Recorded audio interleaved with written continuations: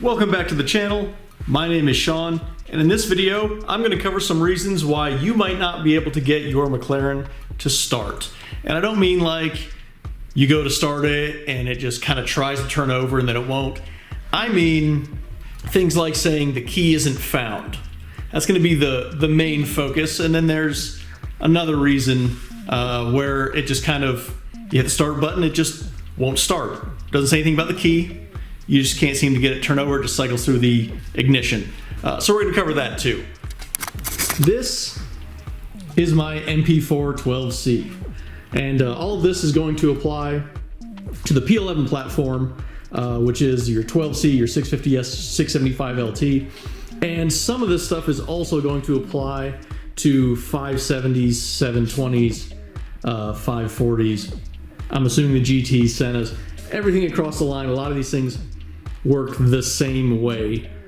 So this should work across every McLaren model, but some of this stuff may only apply to the P11s. So first things first, you have your key, and your key works wirelessly, not just for the lock and unlock and trunk release, but it's also how you start the car. There's no ignition slot, as you know, but maybe you can't get into the car. That's going to be step one. You go to hit these buttons on this key and it won't unlock. So first thing, you might think the battery may be dead, and that may be the case, but range will vary as your battery gets lower, and there's no warning that tells you that your battery is getting low. So here's how you can kind of tackle this in an emergency standpoint. There are 5 different places on this car where the antenna will read. There's one up here. So maybe your battery's particularly low, doesn't work from several feet away. Try holding it around this area. If that doesn't work, on each door, right in this area. So there's 3 of the spots. And then there's 2 more on the inside. And that's going to be down here by the cup holders. And then also right here at the storage net. So those are your 5 locations that you can have the key near that it should work if it's particularly low. So if you just got to set the key down here, something like that, you can do that. That may be enough to kick it over. If none of those work, your battery may actually be dead. I'll show you later in this video how to replace that battery. So what's the next reason that it won't start? You could have an FM modulator. Now I've got this smart mirror and it has an FM modulator built into it. In turning this on, it may cause interference where this will not start. It will say key not found, or it may say it sometimes, but not every time.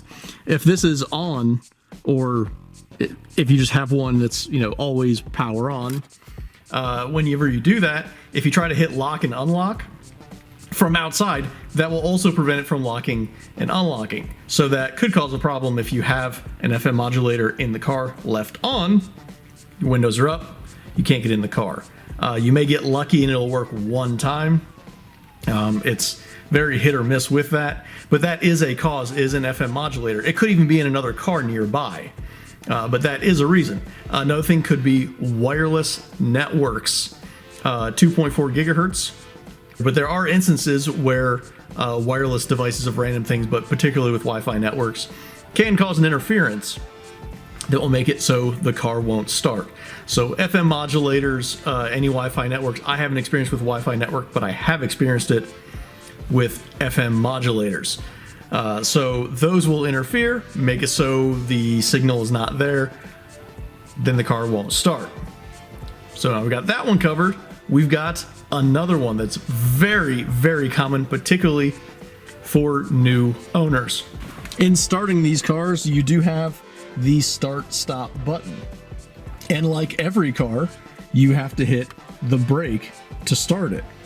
But if you just barely push on the brake, what you're doing is actually nothing in regards to this. So I'm putting just a small amount of pressure with my foot on there.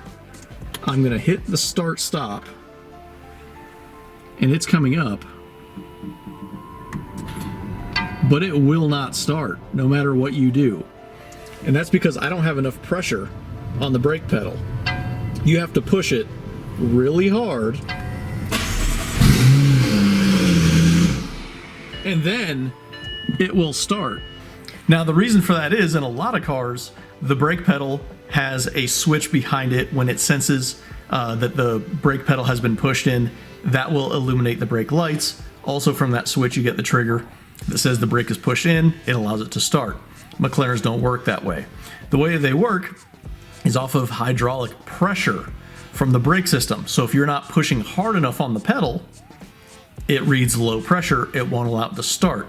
Yeah, that seems like something stupid, but if you think about it, if your brakes aren't strong enough, you probably shouldn't be driving, therefore it won't start. It's actually a pretty genius setup in terms of making sure that it's going to be a non-safety issue after you get it started. Make sure you push on the brake pedal very firmly.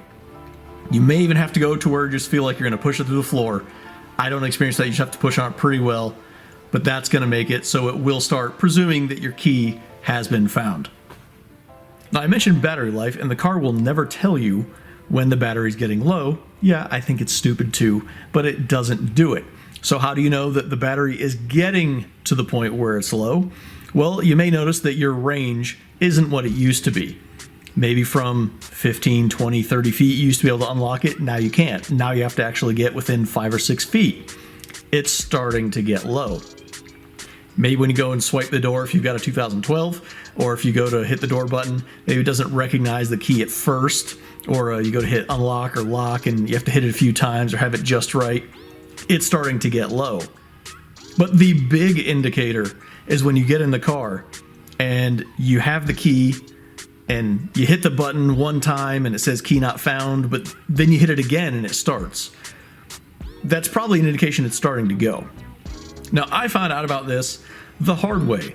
It's not a duration like when it starts to go dead, you can go for a week.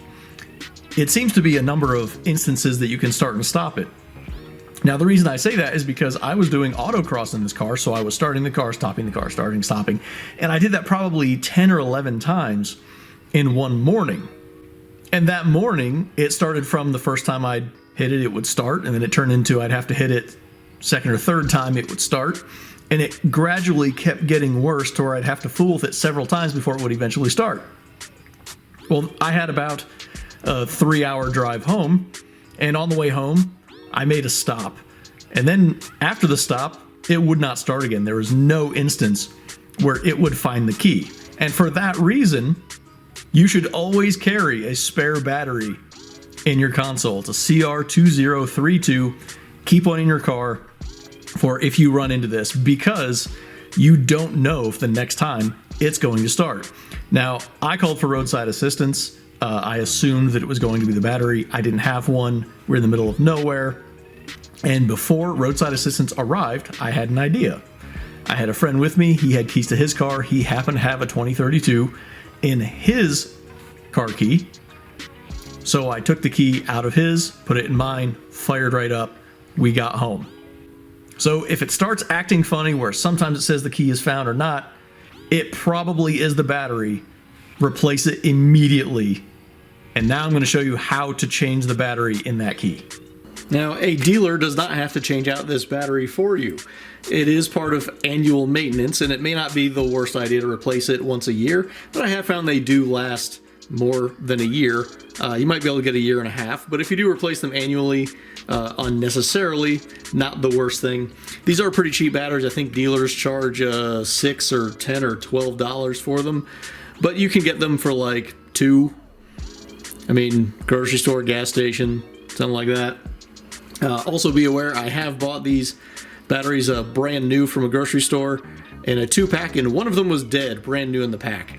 So if you change it out and it still doesn't work, check voltage on the battery with a digital multimeter, or just try another battery as a second resort. But on replacing the battery in these keys, you've got a little button right here on the side. You can see it right there. You push that in, you pull the ring out.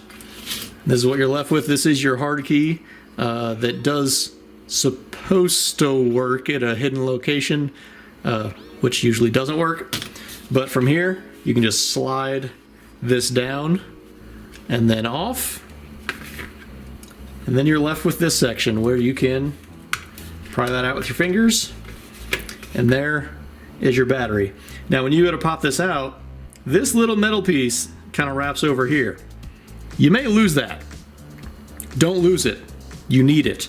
That's taking the polarity from the other side, which is the positive. This side is the negative. It does matter which direction you put it in. And this is a pain to get lined back up, assuming you find it when you drop it. I've done it. But it may pop out. Make sure you keep an eye on that. Make sure it goes back exactly how it needs to. So after you swap that battery, that just pops out. You can do it with your fingernail or anything else. Then you sit it back on here, line it up like so. Push it down, you'll hear it click in. Then this piece starts up here. That clicks in. That clicks back in. And there you go. You have changed the battery in a matter of seconds. One last thing I forgot to mention is sometimes if you've got two keys and you haven't used one in a while, you might take that second key, go to use it, and it won't work. And you can change out the battery and it won't work. And I've only had this happen one time, but I've heard of other people experiencing it. And what I found was a fix. I'm not gonna say that will work every time, but it did work for me. Take both keys, the working one and the non-working one, go over to the car, wake the car up with the working key, and then go to the non-working key while sitting in the car, hit lock and unlock a few times. I did that a couple times. All of a sudden, second key started working. I don't know if I had to do some kind of resync or something like that, but that did get it working. The battery was fine, didn't have to get it reprogrammed, anything like that. So give that a shot. If you don't have a working key, if you can get the car woken up just from opening the door, that may be enough to get that to resync if you hit the buttons on it one more time to get that working. If you found this video helpful, make sure you give it a thumbs up and subscribe to the channel. I've got more of these videos coming, and also hit the playlist of all the other videos that I've got going on. And if you're watching this from the side of the road because your car won't start, I hope this got your car started.